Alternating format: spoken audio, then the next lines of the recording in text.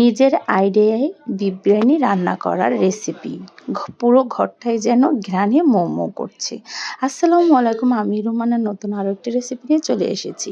ফার্স্টে কিন্তু আমি প্যানের মধ্যে তেল দিয়ে কিন্তু একটা বেরেস্তা করে রেখে দিয়েছি।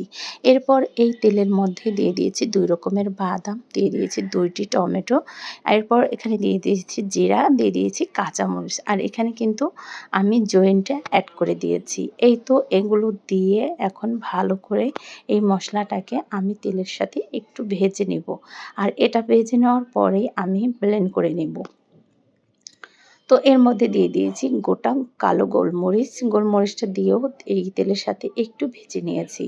সত্যি নিজের এই রেসিপিটা একদম বুদ্ধি খাটিয়ে রান্না করেছিলাম, খেতে কিন্তু দুর্দান্ত হয়েছিল। তো মশলাটা ভাজার পর এই তো একটু ব্লেন্ডারের মধ্যে এখন সম্পূর্ণ মশলাগুলো দিয়ে এই তো সাথে কিন্তু বেরেস্তাও অ্যাড করে দিয়েছি। আমি এখন এগুলোকে ব্লেন্ড করে নেব। তো এগুলো ব্লেন্ড করে একটা মশলা তৈরি করব। এখানে দিয়ে দিয়েছি জয়ফল, 4 ভাগের থেকে আমি একটু বেশি নিয়েছি, জয়ফলটা অ্যাড করে দিয়েছি। এখন এখানে একদম সলিড গোশগুলো নিয়েছি, যেহেতু আমি বিফ বিরিয়ানি রান্না করব। তো এই তো একদম সলিড গোশটা দিয়েই কিন্তু আমি এই বিরিয়ানিটা রান্না করেছিলাম। তো এই গোশটা ধুয়ে পরিষ্কার করে নেওয়ার পর এখানে আমি টক দইটা অ্যাড করে দিয়েছি, আর যে মশলাটা তৈরি করেছিলাম সম্পূর্ণ মশলাটাই কিন্তু এখানে আমি অ্যাড করে দিয়েছি।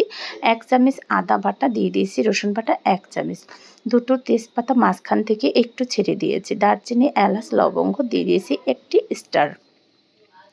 এখানে স্বাদ মতন কিংবা পরিমাণ মতো লবণটা অ্যাড করে দিয়েছি, দিয়ে দিয়েছি 2 থেকে 3 চামচের মতো মরিচের গুঁড়ো, আর এখানেই কিছু বেরেস্তা ছিল, বেরেস্তাগুলো অ্যাড করে দিয়েছি। এরপর এখানে আমি যে বেরেস্তার তেলটা উঠিয়ে রেখে দিয়েছিলাম, তো সেই তেলটাও এখানে আমি অ্যাড করে দিয়েছি।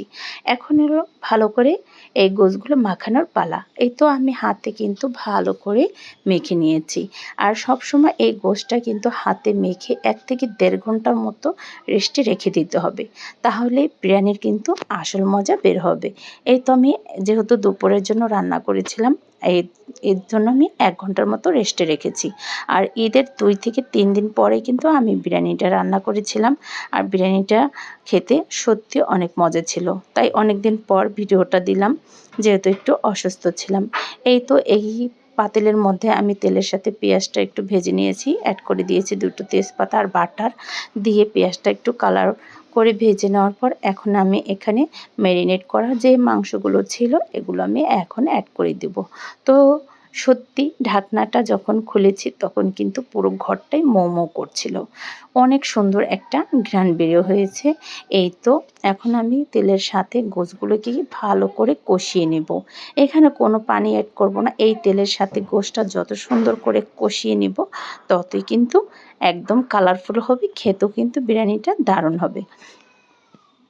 তো এই তো আমি কিন্তু ঘন ঘন নেড়ে চেড়ে দিচ্ছিলাম, যেহেতু এখানে মশলার পরিমাণটা বেশি তাই এই তেলটাও একটু বেশি দিয়েছি। এই তেলের সাথে কিন্তু একদম সুন্দর করে কষিয়ে নিয়েছি, আর বিরিয়ানির সাথে আলু না হলে কিন্তু চলেই না। এই তো আমি আলুগুলো একটু সুন্দর করে কেটে ধুয়ে এখানে একটু তেলের সাথে ভেজে নিয়েছিলাম। এরপর গোছের সাথে এখন আলুগুলো দিয়ে একটু কষিয়ে নিয়েছি, তো এখানে আমি গোটা কাঁচামরিচও অ্যাড করে দিয়েছি।